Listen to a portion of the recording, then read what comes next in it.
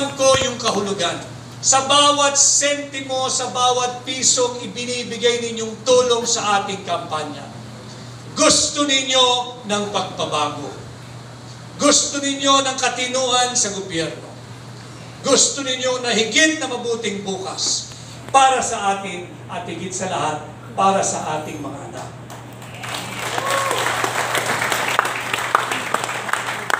Hindi ko nararamdaman na wala tayong partido. Kahit saan ako magpunta, napakaraming taong sumasalubong, isa ang sinisigaw. Ipaglaban mo po kami, patuloy sana kayong maging boses namin, tuloy-tuloy po ang pagbabago, bantayan ninyo ang ating budget, huwag kayong pumayag na nakawin ang ating pera, at huwag kayong pumayag na apihin ang ating pangalawang Pangulo. Subalit hindi ko po kayang mag-isa ito.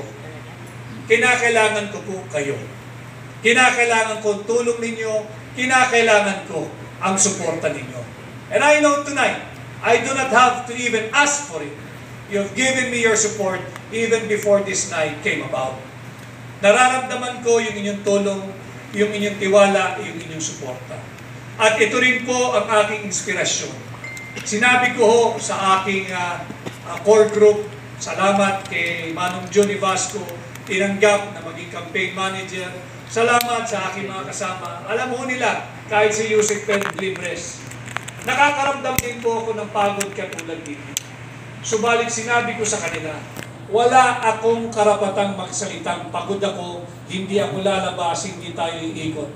Sapagkat nakikita ko sa lahat ng panig ng Pilipinas, napakaraming volunteers na kumikilos para sa ating kampanya. At hindi ko po kayo bibiguin. Yes!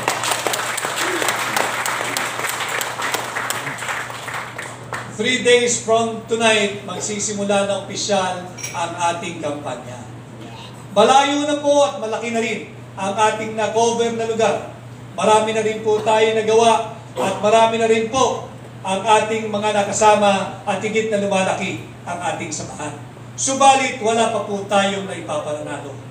Ang naipapanalo natin ay yung puso at damdamin ng mga Pilipino ay naniniwala na panahon na maglagay kayo ng bago sa Senado. At sa tulong po ninyo, makakapaghatid po kayo ng bago sa Senado ngayong 2025 pagpatuloy tayong magkaisa. At again, tonight is not the night to be making political speech in front of you. It's more of me saying thank you to each and every one. Maraming salamat, uulitin ko. Hindi ko naramdaman kahit isang araw na kulang ako sa campaign paraphernalia. Hindi ko naramdaman yan. Wala akong pang-advertisement. Subalit, isang araw, may isang grupo na nagsabi, sagot na namin ang 2 billboard dyan sa C5. At sila ay naririto rin ngayong gabi ang aking mga kaibigan abogado na nariyan sa likod. Maraming salamat sa inyo. Hindi ko maramdaman na kulang ako sa tarpaulin. Bagamat hindi sakto, hindi sapat, pero hindi po tayo salat. At yan ay dahil sa inyong lahat. Maraming salamat. Papakahalagahan ko po yung inyong paniniwala, kumpiyansa at tiwala. Tatandaan ko po lahat ng inyong itinutulong. Yung iba nahihiya ang kaya lang i-donate 20 pirasong tarpaulin. Huwag po kayong mahihiya. Ako ang dapat mahihiya. Yung inyong itinutulong, may halaga po yan. Uulitin ko, naiintindihan ko yung importansya niya. Imbis na iuwi ninyo sa inyong pamilya, ordinaryong tao nagpapa-imprenta. Nagpapa-imprenta 20, 10, 50. May halaga po yan. At yan ay hindi ko kakalimutan. At sa paghatid nyo sa akin sa Senado, ito ang aking batayan araw-araw at hindi ko sisirain ang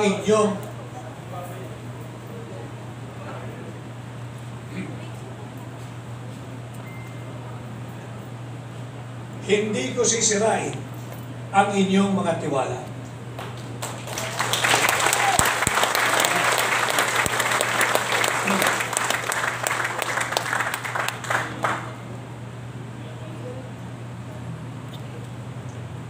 Napakabuti po ninyo.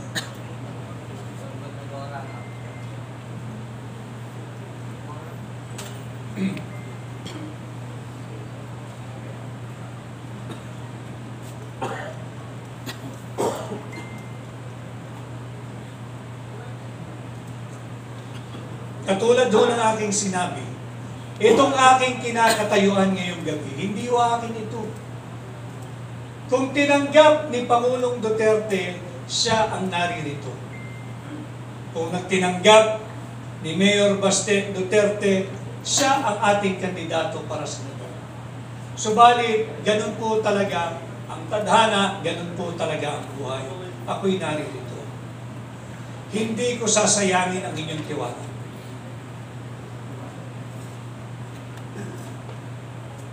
Napakabuti ninyong lahat. At alam ko ginagawa niyo ito hindi dahil sa akin. Ako'y instrumento niyo lamang. Instrumento niyo lamang para magkuha natin yung tunay na pagbabago na ating minimithi. Naniwala tayo noong 2022 doon sa pagkakaisa, sa unity, sa continuity. Alam ko rin ang nararamdaman ninyo. Ayaw nyo nang mabudol muli. And all of us here tonight, I know, we all understand what is at stake for our country this midterm election. This May 12, 2025 election. Huwag nating sayangin. Pagtulungan natin, tayo'y patuloy na magkaisa.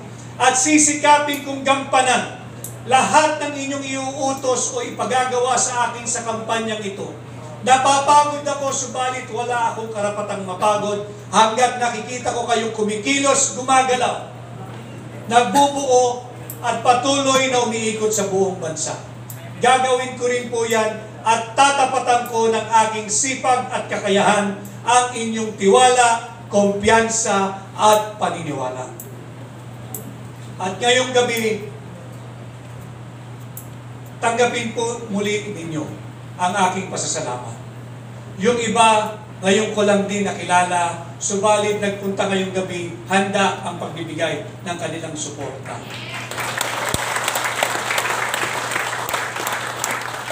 At marami pa ang gustong dumalo, subalit may mga previous schedules at marami naman ang narariyan at nagpapadama ng kanilang suporta araw-araw. So muli ho, alam kong hindi pa ito ang panahon na tayo nagbibigay ng mga political speeches. I'd just like to take this evening, take this opportunity again to thank each and every one of you. Not money, most especially for your time. Ang daming volunteers. Ang daming volunteers. And it's been a while na nakakita ako ng People's Campaign. At ito nagaganap dito sa Hakbang ng Maisog, ang isang People's Campaign. Sa ating mga miyembro ng new media, yung ating mga social media vloggers, maraming salamat sa inyo. Alam naman ninyo na allergic sa atin ang traditional media at ayaw tayong iniimbita at maging guest nila. Paminsan-minsan, nakakalusot, kaya pinagbubuti natin yung ating paglabas sa kanila. Subalit kung wala ang social media, higit po tayo mahirapang magpakilala sa lahat ng panig ng Pilipinas. Kanya sa inyo, ating mga social media vloggers doon sa tinatawag nating new media, maraming salamat.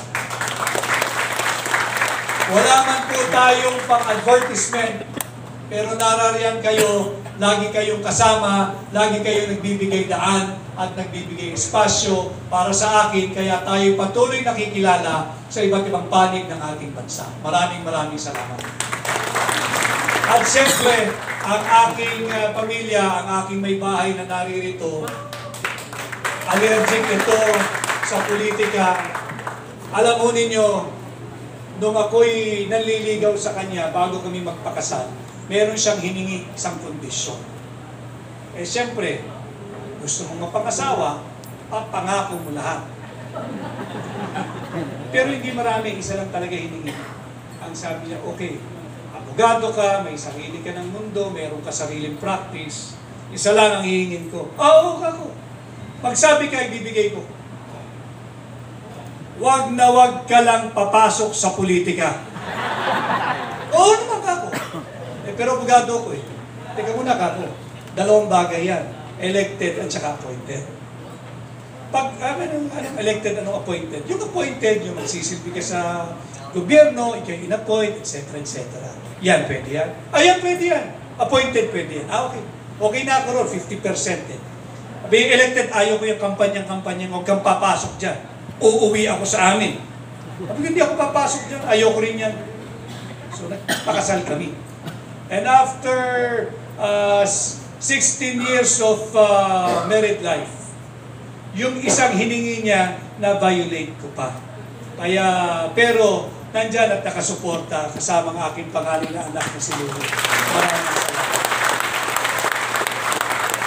Hindi dahil gusto niya ang politika. Nung ako ay umiikot para sa aking libro muna, nakita niya yung hinaing ng ating mga OFW. Nakita niya. Nandiyan umiiyak sila, first time kami nagkita. Nagre-reklamo ano na ang nangyayari sa ating bansa. Attorney Vic, sana huwag ninyong pabayaan, sana ganito, sana ganyan. Sabi ko, teka muna, hindi ako kandidato. Andito ako para mag-book signing, para mag-book launching. Pero yan ang kanilang sinisigaw. Ang dami kong nakaharap na OFW. At nakita naman niya, and I guess, malaking bagay yun at nagkaroon siya ng namulat ang kanyang isipan sa kalagayan ng ating bansa. Hindi natin pwedeng ibigay dito sa Marcos administration para magpatuloy lang ang pagnanakaw nila sa pera ng Pilipino. Huwag tayong pumayag, ating labanan, ating tutulan. Kaya tinanggap ko ang hamon ng hakbang ng maisog na pamunuan, ang tunay at maisog na oposisyon sa Senado. At hindi ko rin makakalimutan nung ako ay nag-file ang aking candidacy. Sinabi ko ron at sasabihin ko ulit, ang aking katapatan ay tanging sa Republika ng Pilipinas lamang. At ang aking nais kapartido at kaalyado ay kayo, sambayanang Pilipino. Kaya ako'y kumandidatong independent kasama ang hakbang ng maisog. Kaya muli, maraming salamat. Tanggapin ninyo ang aking taus-pusong pasasalamat. Alam naman ninyo na yung nais nating gustong gawin sa Senado. Subalit, tulungan po ninyo akong mangampanya. Tulungan ninyo akong mangampanya. Maging aktibo kayo sa ating kampanya. At pag tayo'y nagkaisa, ngayong 2025, posible ang pagbabago pag kayo ay naghatid ng bago sa Senado. Maraming salamat. Ako po muli, si Atty. Vic Rodriguez, Pilipino, abogado, maisog. Magandang gabi sa ating lahat. Mabuhay Atty. Vic Rodriguez! Mabuhay! Senator Atty. Vic Rodriguez! Number 56 sa balota. Atty. Vic Rodriguez, makakaasa po kayo na iboboto po namin kayo sa darating na eleksyon. Palakpakan po natin ng umod ng lakas si Atty. Vic Rodriguez! And now, ladies and gentlemen, here's a little surprise for tonight. She may not be here in the flesh, but still,